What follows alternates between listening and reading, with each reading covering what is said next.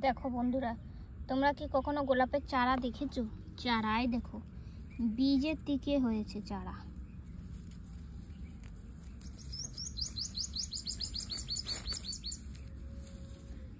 দেখো গাছটা কত সরু, বীজ থেকে হয়েছে। চলো এবারে গোলাপের গাছটা দেখাচ্ছি আমি তোমাকে। এই দেখো, এই যে হচ্ছে গোলাপের ফল। এই ফলটার মধ্যে দুটো বীজ আছে, এই বীজের থেকে গাছ বেরিয়েছে। দেখো ফলটা পেকে গেছে, এরপরে পুরো শুকিয়ে যাবে।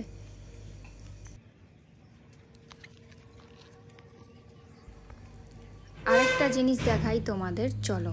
এই দেখো আমাদের বেদানা গাছ, এটা দেখো বেদানা গাছে একটা পাখি বাসা বেঁধেছে। চলো দেখাও বাসার মধ্যে কটা ডিম আছে, দেখো তোমরা। এই দেখো, তোমরা কি জানো এটা কোন পাখির ডিম? যদি জানা থাকে তো অবশ্যই আমাকে কমেন্ট করো। আজকের জন্য এতটাই, টাটা।